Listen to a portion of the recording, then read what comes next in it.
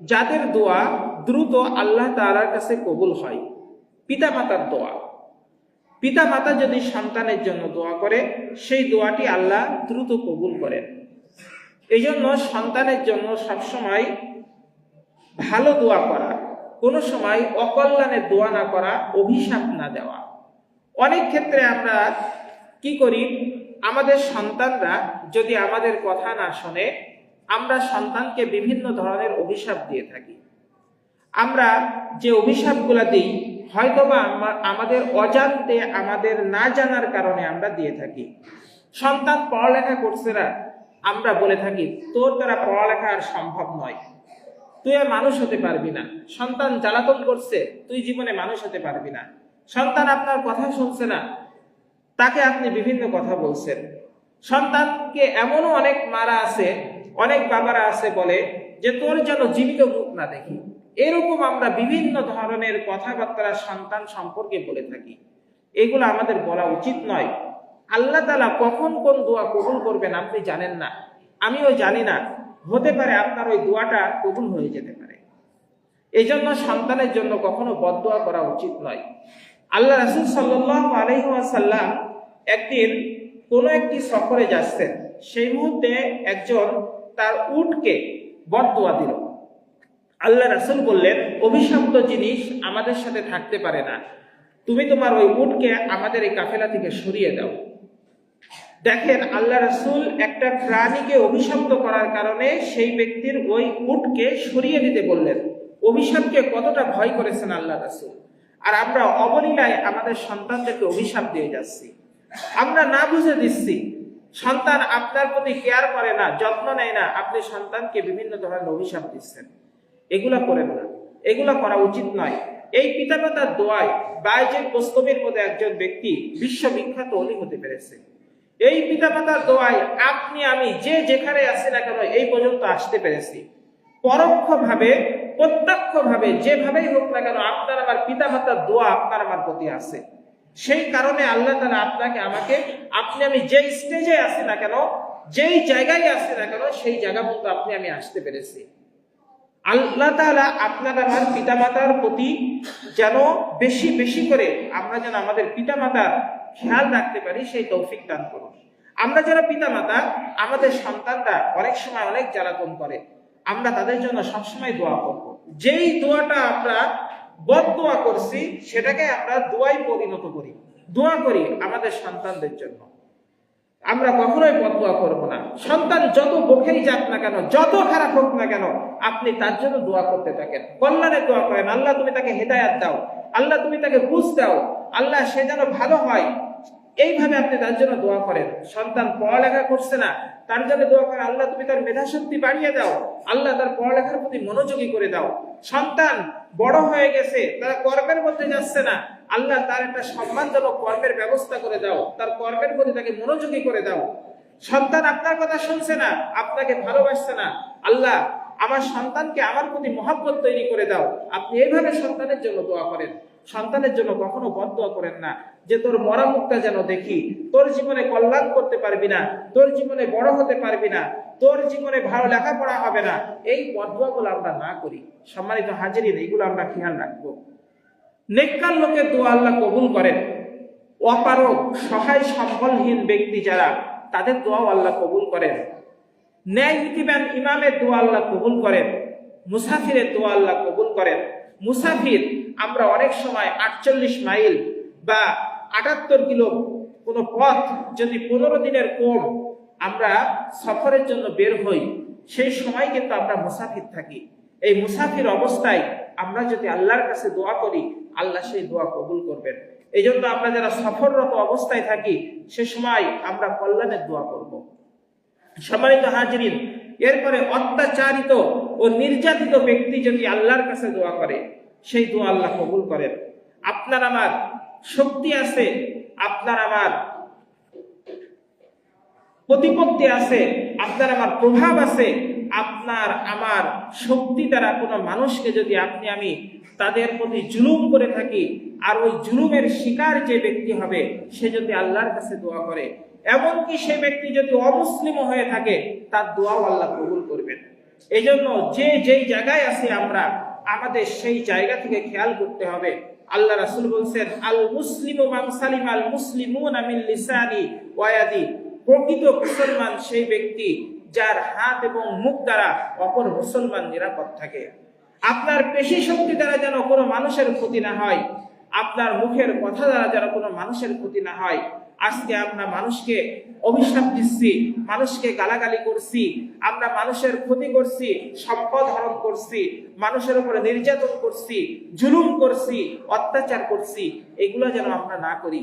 যার উপরে করা হচ্ছে সেই ব্যক্তি যদি নির্দোষ হয়ে থাকে, সে যদি আল্লাহর কাছে উহ করে ওঠে, ওই উহ শব্দটা আপনার জন্য আমার জন্য অকল্যাণ হয়ে যাবে, অমঙ্গল হয়ে যাবে।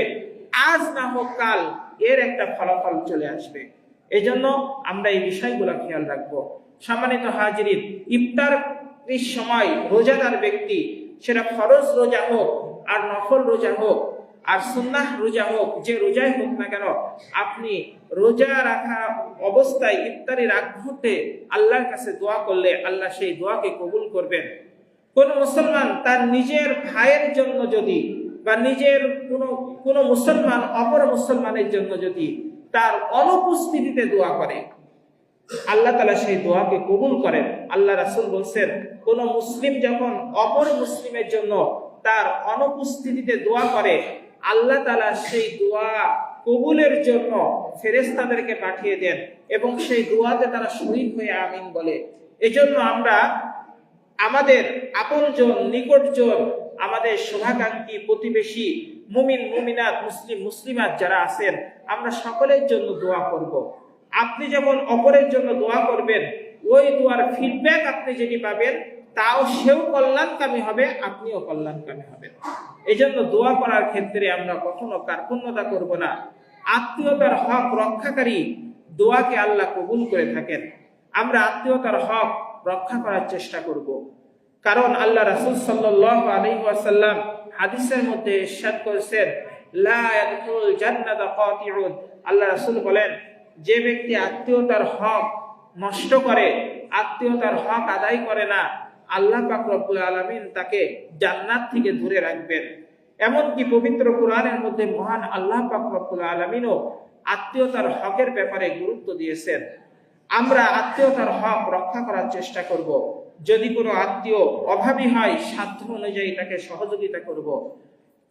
যদি আপনার কোনো আত্মীয় আপনার কাছে কোনো পরামর্শ চাই, তাহলে তাকে সুপরামর্শ দিবেন। আত্মীয়দের সাথে আমরা অনেক সময় দেখা যায়, বর্তমান সময়ে আমি নিজে বড় হয়ে গেছি, আমার নিচের আত্মীয়দেরকে আমরা খেয়াল রাখি না। এটা আমরা করা যাবে না। আপনার আপনজন, নিকটজন, যেমন ধরনের আত্মীয় হোক, দূরবর্তী আত্মীয় হোক আর নিকটতম আত্মীয় হোক, আপনি তার সাথে একটা সুন্দর আচরণ করবেন। সে যদি আপনার কাছে আসে, সে যেন আপনার কাছ থেকে মনোকষ্ট নিয়ে না যায়, এদিকে আমরা খেয়াল রাখবো। সে যদি আপনার শত্রু হয়, তবুও তার সাথে সুন্দর আচরণ করেন। তার সাথে আপনার সম্পর্ক রাখার দরকার নাই, অন্তত তার সাথে দেখা হলেও আপনি যেন সুন্দর আচরণ করতে পারেন, এটা আপনি খেয়াল রাখবেন। এটা করলেও আপনার আত্মীয়তার হক আদায় হয়ে যাবে। আর যে আত্মীয়গুলো আপনার কাছের আত্মীয়, যাদের সাথে আপনার কোনো সম্পর্কের অবনতি নাই, এই আত্মীয়দেরকে খেয়াল রাখা। অভাবী হলে তাদের অভাব মোচন করার জন্য চেষ্টা করা, অসুস্থ হলে তাদের দেখতে যাওয়া, তাদের কোনো প্রয়োজনে আপনার কাছে আসলে সাধ্য অনুযায়ী সহযোগিতা করা, এটাই হলো আত্মীয়তার হক। আমরা এগুলা করার চেষ্টা করব। আল্লাহ পাক রব্বুল আলামিন আমাদেরকে যেন বেশি বেশি করে আল্লাহ পাক রব্বুল আলামিনের কাছে দোয়া করার তৌফিক দান করেন। সম্মানিত হাজিরিন, আর যে অবস্থায় আল্লাহ দোয়া কবুল করেন, সেই অবস্থার মধ্যে একটা গুরুত্বপূর্ণ অবস্থা হলো সেজদায় গিয়ে আল্লাহর কাছে দোয়া করলে আল্লাহ সেই দোয়া কবুল করেন। বান্দা যখন সেজদায় যায়, তখন সেই বান্দা আল্লাহ সবচেয়ে নিকটতম হয়ে যায়। এজন্য আমরা সেজদায় যে আমাদের প্রয়োজন অনুযায়ী আল্লাহর কাছে দোয়া করব। আপনি বাংলায়ও দোয়া করতে পারেন, আপনার ভাষায় আপনি দোয়া করবেন, কোনো সমস্যা নাই। আল্লাহ পাক রব্বুল আলামিন তো সবকিছু শোনেন, তিনি সবকিছু জানেন, তিনি আপনার আমার স্রষ্টা। অনেকে আমরা মনে করি সেজদায় যে আরবিতে দোয়া করা লাগবে হয়তোবা, এই কথাটা আমাদের একটা ভুল কথা। আপনার ভাষায় আপনি আল্লাহর কাছে দোয়া করবেন, আপনার যেটা চাওয়া পাওয়া সেটার জন্য আল্লাহর কাছে দোয়া করবেন। ফরজ নামাজের পরে দোয়া করা আজান এবং একামতের মধ্যবর্তী সময়ে দোয়া করা, এমনকি সব সময় আপনি আল্লাহর কাছে দোয়া করতে পারেন। চলতে ফিরতে, উঠতে বসতে, ঘুমানোর সময় পর্যন্ত আপনি আল্লাহর কাছে দোয়া করতে পারেন। মহান রাব্বুল আলামিন আমাদের বেশি বেশি করে যেন আল্লাহকে আমরা স্মরণ করতে পারি, আমরা সর্ব অবস্থায় সুখে দুঃখে আল্লাহকে স্মরণ করতে পারি, আল্লাহর পরে আস্থা এবং পূর্ণ বিশ্বাসের আমরা যেন একজন পূর্ণ বিশ্বাসী হতে পারি, সেরকম ঈমানী শক্তি আল্লাহ আমাকে, আপনাকে, আমাদের সকলকে দান করুন। ওয়া আখিরু দাওয়ানা আনিল হামদুলিল্লাহি রাব্বিল আলামিন। আমরা যারা সুন্নাত পড়ি নাই, সুন্নাত পড়ে নিই। সম্মানিত হাজিরিন, আজকে আমাদের জুমার বয়ানের মূল বিষয়বস্তু হলো দোয়া, গুরুত্ব ও তাৎপর্য। পবিত্র কোরআন ও হাদিসের আলোকে কখন দোয়া করলে আল্লাহ তাআলা কবুল করেন এবং কখন দোয়া করলে আল্লাহ তাআলা কবুল করেন এবং কাদের দোয়া দ্রুত আল্লাহ তাআলা কবুল করেন সে বিষয়ে। দোয়া আরবি শব্দ, এর বাংলা অর্থ হলো বা বাংলা প্রতিশব্দ হলো আহ্বান, ডাকা, চাওয়া, আবদার করা, মিনতি করা ইত্যাদি। হযরত আবু হুরায়রা রাদিয়াল্লাহু তাআলা আনহু হতে বর্ণিত,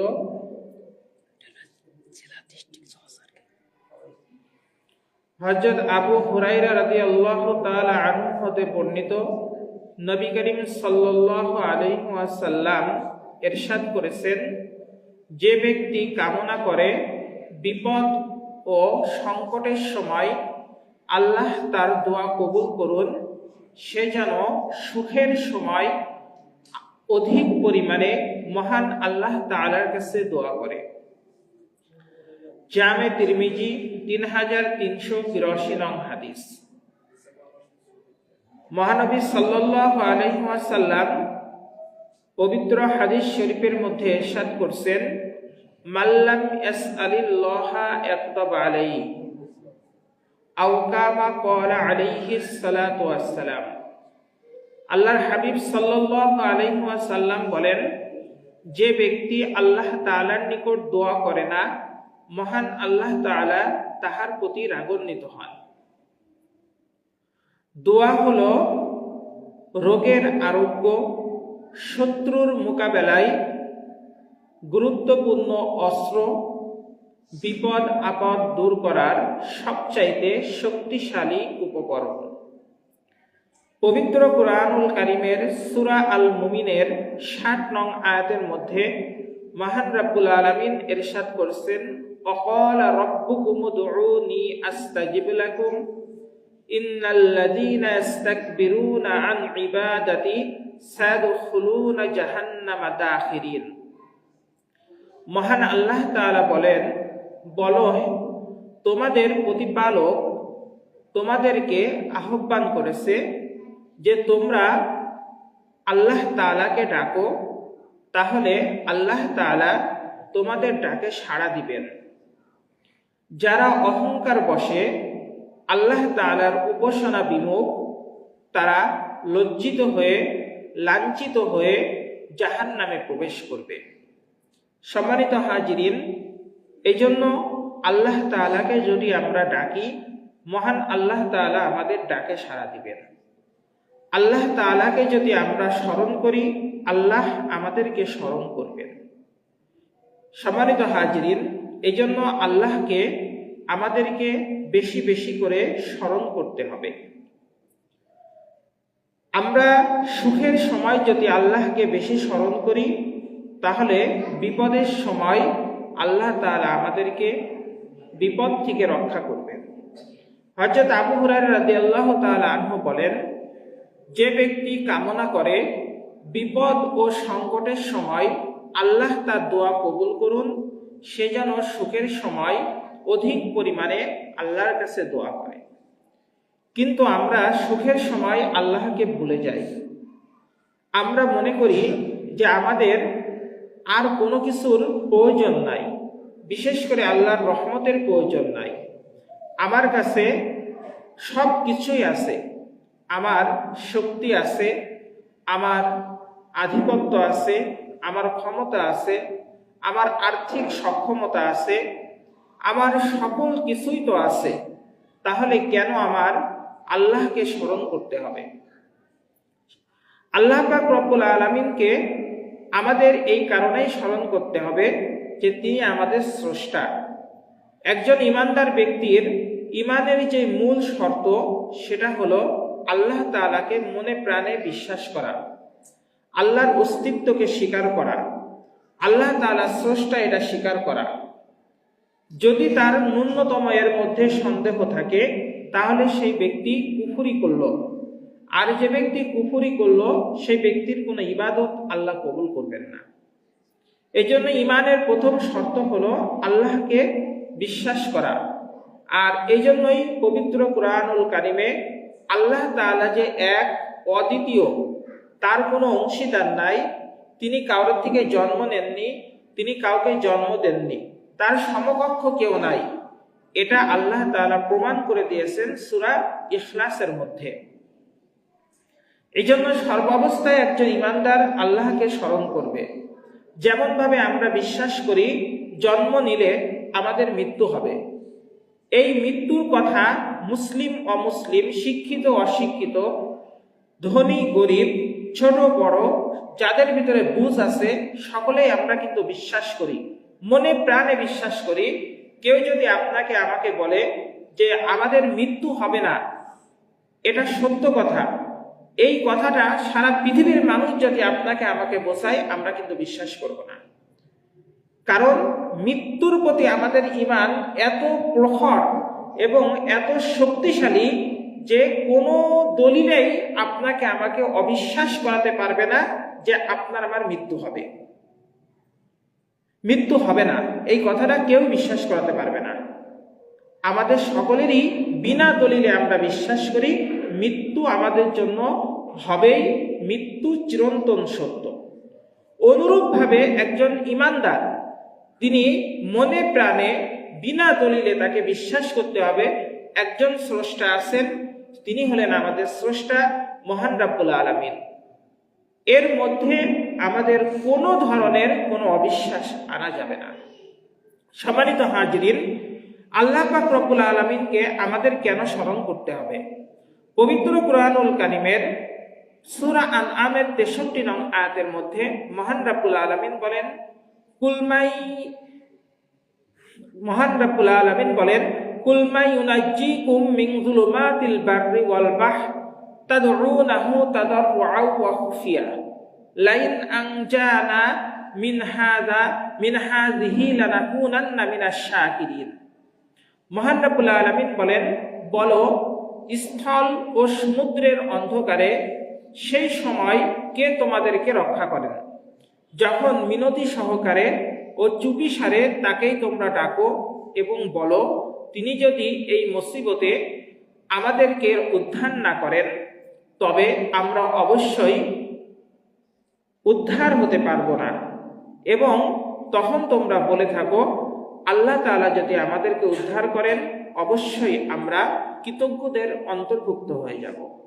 সম্মানিত হাজিরিন, পবিত্র কোরআনের এই আয়াত দিয়ে মহান আল্লাহ বোঝাতে চেয়েছেন যে আমরা জলে স্থলে যেখানেই যখন বিপদের মধ্যে পড়ে যাই তখন কিন্তু আমরা মিনতি সহকারেই আল্লাহর কাছে বলতে থাকি, হে আল্লাহ তুমি আমাদেরকে এই বিপদ থেকে রক্ষা করো, হে আল্লাহ তুমি আমাদের এই বিপদ থেকে রক্ষা করো।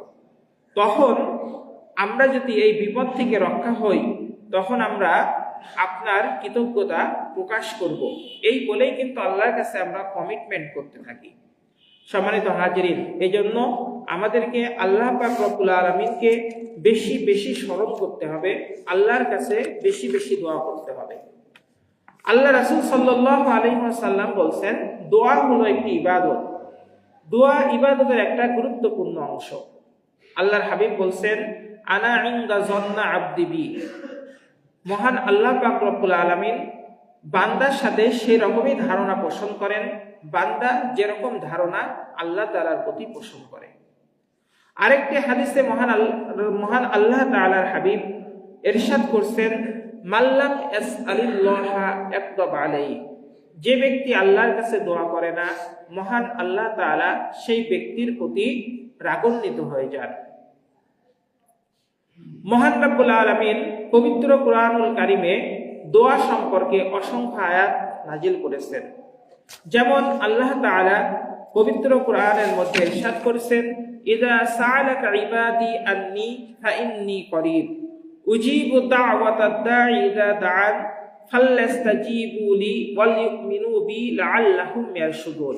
সূরা বাকারার 186 নং আয়াতের মধ্যে মহান আল্লাহ তাআলা বলেন, হে রাসূল, আপনি আমার বান্দাগণ যখন আপনার কাছে আমার সম্পর্কে জিজ্ঞাসা করে তখন আপনি তাদেরকে বলুন যে আমি তাদের এত নিকটবর্তী যে কেউ যখন আমাকে ডাকে আমি তখন তার ডাক শুনি।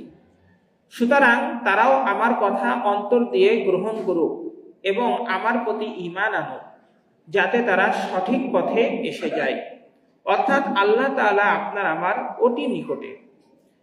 আল্লাহ রাসূলের সাহাবাদের একটা গুরুত্বপূর্ণ আদর্শ ছিল, তাদের যখন কোনো কিছুর প্রয়োজন হতো তখন তারা আল্লাহর কাছে আগে দোয়া করত। এমনকি তাদের ন্যূনতম একটা সাধারণ জিনিস, একটা জুতার ফিতা, এরকম কোনো কিছুরও যদি প্রয়োজন হতো তবুও আগে আল্লাহকে তারা স্মরণ করত। আল্লাহকে স্মরণ করে আল্লাহর কাছে দোয়া করে যদি আপনি কোনো কাজ শুরু করেন, আশা করা যায় আল্লাহ তাআলা সেই কাজের মধ্যে আপনার বরকত দান করবেন। আল্লাহ তাআলা আপনার ওই কাজের মধ্যে কল্যাণ দান করবেন। আল্লাহ তাআলা আপনার ওই কাজকে সহজ করে দিবেন। দেখা যায় অনেক সময় আমাদের সাধারণ একটি কাজ, সাধারণ একটি বিষয় অনেক সময় কঠিন হয়ে যায়, আবার কঠিন একটা বিষয় অনেক সময় সহজ হয়ে যায়। এটা আল্লাহ তাআলাই করেন। আল্লাহর প্রতি আমাদের এরকম বিশ্বাস রাখতে হবে। আমি যে কাজই করি না কেন আমাকে এই বিশ্বাস রাখতে হবে যে আল্লাহ তাআলার কাছে আমি দোয়া করে যদি সেই কাজটি শুরু করি তাহলে আল্লাহ আমার সেই কাজের ভিতরে বরকত দান করবেন, কল্যাণ দান করবেন। আল্লাহ আমার সেই কাজটা সহজ করে দিবেন। তার মধ্যে যদি আমার বড় কোনো ক্ষতি থাকে সেটা আল্লাহ তাআলা তার থেকে হেফাজত করবেন। এই জন্য আমরা সর্বদা আল্লাহর কাছে দোয়া করব, আল্লাহর কাছে চাইব, আল্লাহর কাছে বলবো আল্লাহ তাআলা যেন আমাদের সর্বকাজ, সর্বশ্রেণীর সর্ব ধরনের কাজ আল্লাহ আমাদের সহজ করে দেন। সম্মানিত হাজিরিন, যাদের দোয়া দ্রুত আল্লাহ তাআলার কাছে কবুল হয়, পিতামাতার দোয়া। পিতামাতা যদি সন্তানের জন্য দোয়া করে সেই দোয়াটি আল্লাহ দ্রুত কবুল করেন। এই জন্য সন্তানের জন্য সবসময় ভালো দোয়া করা, কোনো সময় অকল্যাণের দোয়া না করা, অভিশাপ না দেওয়া। অনেক ক্ষেত্রে আমরা কি করি, আমাদের সন্তানরা যদি আমাদের কথা না শোনে আমরা সন্তানকে বিভিন্ন ধরনের অভিশাপ দিয়ে থাকি। আমরা যে অভিশাপগুলো দিই হয়তোবা আমাদের অজান্তে, আমাদের না জানার কারণে আমরা দিয়ে থাকি। সন্তান পড়ালেখা করছে না, আমরা বলে থাকি তোর দ্বারা পড়ালেখা আর সম্ভব নয়, তুই আর মানুষ হতে পারবি না। সন্তান জ্বালাতন করছে, তুই জীবনে মানুষ হতে পারবি না। সন্তান আপনার কথা শুনছে না, তাকে আপনি বিভিন্ন কথা বলছেন। সন্তানকে এমনও অনেক মারা আছে, অনেক বাবারা আছে বলে যে তোর যেন জীবিত মুখ না দেখি। এরকম আমরা বিভিন্ন ধরনের কথাবার্তা সন্তান সম্পর্কে বলে থাকি। এগুলো আমাদের বলা উচিত নয়। আল্লাহ তাআলা কখন কোন দোয়া কবুল করবেন আপনি জানেন না, আমিও জানি না। হতে পারে আপনার ওই দোয়াটা কবুল হয়ে যেতে পারে। এই জন্য সন্তানের জন্য কখনো বদদোয়া করা উচিত নয়। আল্লাহ রাসূল সাল্লাল্লাহু আলাইহি ওয়াসাল্লাম একদিন কোনো একটি সফরে যাচ্ছেন, সেই মুহূর্তে একজন তার উটকে বদদোয়া দিল। আল্লাহ রাসূল বললেন, অভিশপ্ত জিনিস আমাদের সাথে থাকতে পারে না, তুমি তোমার ওই উটকে আমাদের এই কাফেলা থেকে সরিয়ে দাও। দেখেন, আল্লাহ রাসূল একটা প্রাণীকে অভিশপ্ত করার কারণে সেই ব্যক্তির ওই উটকে সরিয়ে দিতে বললেন। অভিশাপকে কতটা ভয় করেছেন আল্লাহ রাসূল। আর আমরা অবলীলায় আমাদের সন্তানদেরকে অভিশাপ দিয়ে যাচ্ছি, আমরা না বুঝে দিচ্ছি। সন্তান আপনার প্রতি কেয়ার করে না, যত্ন নেয় না, আপনি সন্তানকে বিভিন্ন ধরনের অভিশাপ দিচ্ছেন। এগুলা করেন না, এগুলা করা উচিত নয়। এই পিতামাতার দোয়ায় বায়েজিদ বোস্তামীর মতো একজন ব্যক্তি বিশ্ববিখ্যাত ওলি হতে পেরেছে। এই পিতামাতার দোয়ায় আপনি আমি যে যেখানে আছি না কেন এই পর্যন্ত আসতে পেরেছি। পরোক্ষভাবে প্রত্যক্ষভাবে যেভাবেই হোক না কেন আপনার আমার পিতামাতার দোয়া আপনার আমার প্রতি আছে। সেই কারণে আল্লাহ তাআলা আপনাকে আমাকে আপনি আমি যেই স্টেজে আছি না কেন, যেই জায়গায় আছি না কেন, সেই জায়গা পর্যন্ত আপনি আমি আসতে পেরেছি। আল্লাহ তাআলা আপনার আমার পিতামাতার প্রতি যেন বেশি বেশি করে আমরা যেন আমাদের পিতামাতার খেয়াল রাখতে পারি, সেই তৌফিক দান করুন। আমরা যারা পিতামাতা, আমাদের সন্তানরা অনেক সময় অনেক জ্বালাতন করে, আমরা তাদের জন্য সবসময় দোয়া করব। যেই দোয়াটা আমরা বদদোয়া করছি সেটাকে আমরা দোয়ায় পরিণত করি, দোয়া করি আমাদের সন্তানদের জন্য। আমরা কখনোই বদদোয়া করব না। সন্তান যত বকেই যাক না কেন, যত খারাপ হোক না কেন, আপনি তার জন্য দোয়া করতে থাকেন, কল্যাণের দোয়া করেন। আল্লাহ তুমি তাকে হেদায়েত দাও, আল্লাহ তুমি তাকে বুঝ দাও, আল্লাহ সে যেন ভালো হয়, এইভাবে আপনি তার জন্য দোয়া করেন। সন্তান পড়ালেখা করছে না, তার জন্য দোয়া করেন, আল্লাহ তুমি তার মেধা শক্তি বাড়িয়ে দাও, আল্লাহ তার পড়ালেখার প্রতি মনোযোগী করে দাও। সন্তান বড় হয়ে গেছে, তারা কর্মের মধ্যে যাচ্ছে না, আল্লাহ তার একটা সম্মানজনক কর্মের ব্যবস্থা করে দাও, তার কর্মের প্রতি তাকে মনোযোগী করে দাও। সন্তান আপনার কথা শুনছে না, আপনাকে ভালোবাসছে না, আল্লাহ আমার সন্তানকে আমার প্রতি মহব্বত তৈরি করে দাও। আপনি এইভাবে সন্তানের জন্য দোয়া করেন। সন্তানের জন্য কখনো বদদোয়া করেন না যে তোর মরা মুখটা যেন দেখি, তোর জীবনে কল্যাণ করতে পারবি না, তোর জীবনে বড় হতে পারবি না, তোর জীবনে ভালো লেখাপড়া হবে না। এই বদদোয়াগুলো আমরা না করি। সম্মানিত হাজিরিন, এইগুলো আমরা খেয়াল রাখবো। নেককার লোকের দোয়া আল্লাহ কবুল করেন। অপারগ সহায় সম্বলহীন ব্যক্তি যারা, তাদের দোয়াও আল্লাহ কবুল করেন। ন্যায় নীতিবান ইমামের দোয়া আল্লাহ কবুল করেন। মুসাফিরের দোয়া আল্লাহ কবুল করেন। মুসাফির, আমরা অনেক সময় 48 মাইল বা 78 কিলো কোনো পথ যদি 15 দিনের কম আমরা সফরের জন্য বের হই, সেই সময় কিন্তু আমরা মুসাফির থাকি। এই মুসাফির অবস্থায় আমরা যদি আল্লাহর কাছে দোয়া করি, আল্লাহ সেই দোয়া কবুল করবেন। এই জন্য আমরা যারা সফররত অবস্থায় থাকি, সে সময় আমরা কল্যাণের দোয়া করব। সম্মানিত হাজিরিন, এরপরে অত্যাচারিত ও নির্যাতিত ব্যক্তি যদি আল্লাহর কাছে দোয়া করে, সেই দোয়া আল্লাহ কবুল করেন। আপনার আমার শক্তি আছে, আপনার আমার প্রতিপত্তি আছে, আপনার আমার প্রভাব আছে, আপনার আমার শক্তি দ্বারা কোনো মানুষকে যদি আপনি আমি তাদের প্রতি জুলুম করে থাকি, আর ওই জুলুমের শিকার যে ব্যক্তি হবে সে যদি আল্লাহর কাছে দোয়া করে, এমনকি সে ব্যক্তি যদি অমুসলিম হয়ে থাকে, তার দোয়াও আল্লাহ কবুল করবেন। এই জন্য যে যেই জায়গায় আছি আমরা, আমাদের সেই জায়গা থেকে খেয়াল করতে হবে। আল্লাহ রাসূল বলছেন, আল মুসলিমু মান সালিমা আল মুসলিমুনা মিন লিসানি ওয়া ইয়াদি।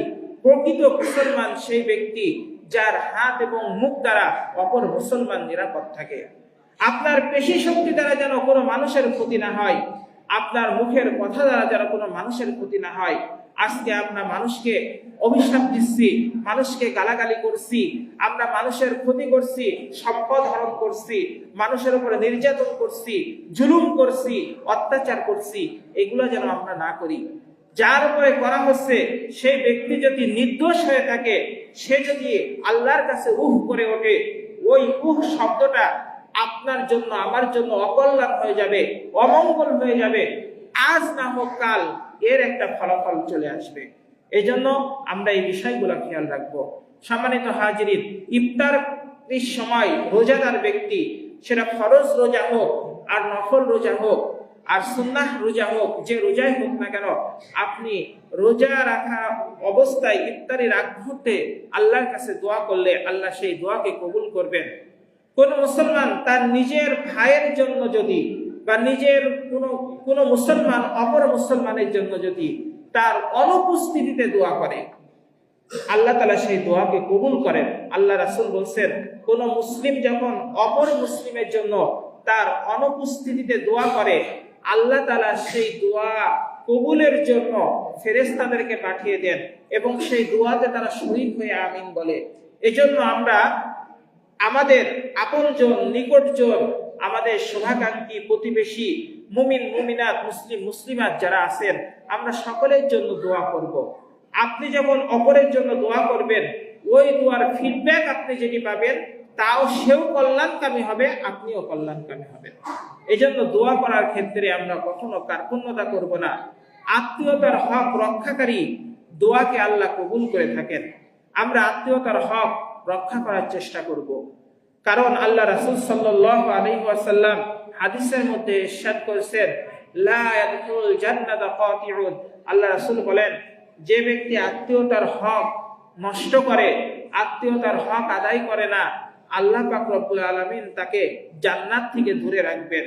এমনকি পবিত্র কোরআনের মধ্যে মহান আল্লাহ পাক রব্বুল আলামিনও আত্মীয়তার হকের ব্যাপারে গুরুত্ব দিয়েছেন। আমরা আত্মীয়তার হক রক্ষা করার চেষ্টা করব।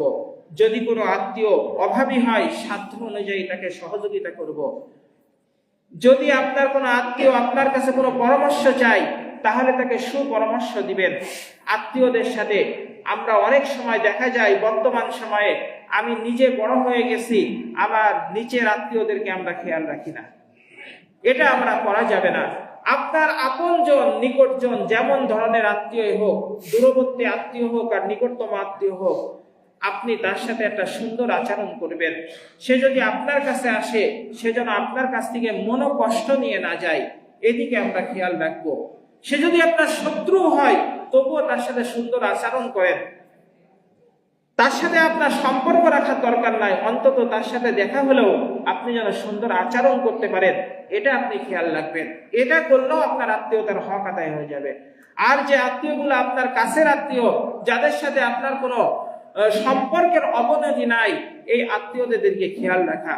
অভাবী হলে তাদের অভাব মোচন করার জন্য চেষ্টা করা, অসুস্থ হলে তাদের দেখতে যাওয়া, তাদের কোনো প্রয়োজনে আপনার কাছে আসলে সাধ্য অনুযায়ী সহযোগিতা করা, এটাই হলো আত্মীয়তার হক। আমরা এগুলা করার চেষ্টা করব।